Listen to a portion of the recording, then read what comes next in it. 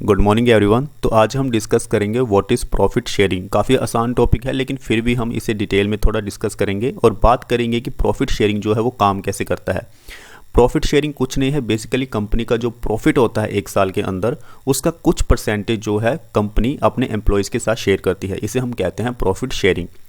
Profit sharing is an incentivised compensation plan. Profit sharing को आप compensation plan भी कह सकते हैं। That gives employees a certain percentage of A companies profit, यानी कि कंपनी ने जो भी प्रॉफिट कमाया है एक साल में उसका कुछ परसेंटेज जो है वो अपने एम्प्लॉयज़ के साथ शेयर करता है। That is a profit sharing. Employees receive an amount based on the business earning over a specified period of time. किसी एक पर्टिकुलर समय में जो भी प्रॉफिट हुआ है कंपनी का वो रिसीव किया जाता है एम्प्लॉयज़ के द्वारा as a profit. Typically once per year, ज़्यादातर इसका एक साल में ही रखा जाता है कि एक साल में जो भी कंपनी का बेनिफिट हुआ है, प्रॉफिट हुआ है, उसका जो भी कुछ परसेंटेज हिस्सा है वो एम्प्लॉयज़ के साथ शेयर किया जाएगा। Profit sharing differs from employee bonuses. Bonus से बिल्कुल अलग होता है profit sharing, which are usually given when a company sees a profit. ये तभी मिलता है जब कंपनी प्रॉफिट में चली हो।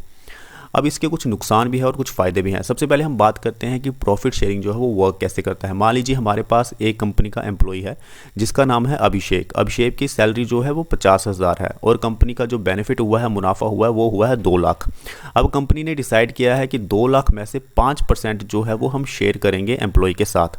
तो 50,000 सैलरी है, 10,000 उसका मुनाफा बना, 2 लाख का जो कंपनी का एनुअल जो प्रॉफिट हुआ था उस हिसाब से अभिषेक को जो फ़ायदा मिलेगा, प्रॉफिट मिलेगा, वो मिलेगा 2500। उसी तरह से अगर विक्रांत है, विक्रांत की सैलरी अगर 80,000 है तो 80,000 के हिसाब से आप कैलकुलेट कर लीजिए 5% जो हमारा 10,000 बना है उसको डिवाइड कर लीजिए 2 लाख जो भी मतलब कंपनी का मुनाफा हुआ है, तो विक्रांत को जो प्रॉफिट मिलेगा वो मिलेगा 4,000। उसी तरह से रोहित की अगर 1.5 लाख सैलरी है तो उसका टोटल कैलकुलेट करके 5% निकाल के रोहित को जो बेनिफिट मिलेगा वो मिलेगा 7,500। तो इस तरह से जो प्रॉफिट शेयरिंग है वो वर्क करता है।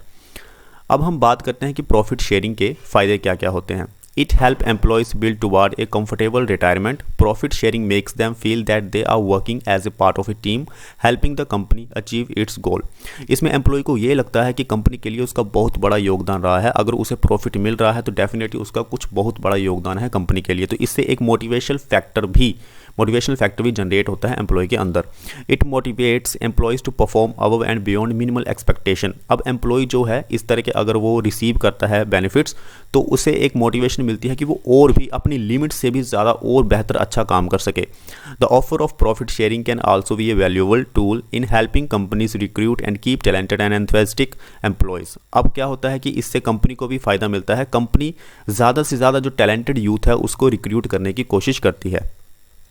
अब हम बात करते हैं कि प्रॉफिट शेयरिंग के नुकसान क्या क्या हो सकते हैं। देखिए, आलस तो किसी को भी आ जाएगा अगर उसे पैसे मिलते रहेंगे। जैसे प्रॉफिट अगर एम्प्लॉयज़ को मिलता है तो एम्प्लॉय सोचेगा कि चलो मुझे प्रॉफिट तो मिल ही रहा है, अच्छा एंटाइटलमेंट है तो काम ही क्यों करना है। They receive their profit sharing contribution regardless of their job performance. अब वो अपनी जॉब परफॉर्मेंस के ऊपर ध्यान बिल्कुल नहीं देते हैं, उन्हें मतलब होता है कि उन्हें पैसे आ रहे हैं।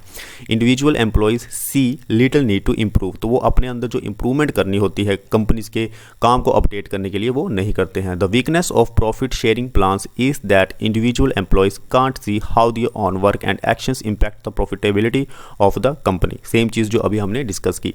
तो ये था प्रॉफिट शेयरिंग के बारे में। जो प्रॉफिट शेयरिंग के नुकसान होते हैं, फ़ायदे होते हैं, उसके बारे में भी हमने डिस्कस किया। अब मिलते हैं नेक्स्ट टॉपिक में। Thank you.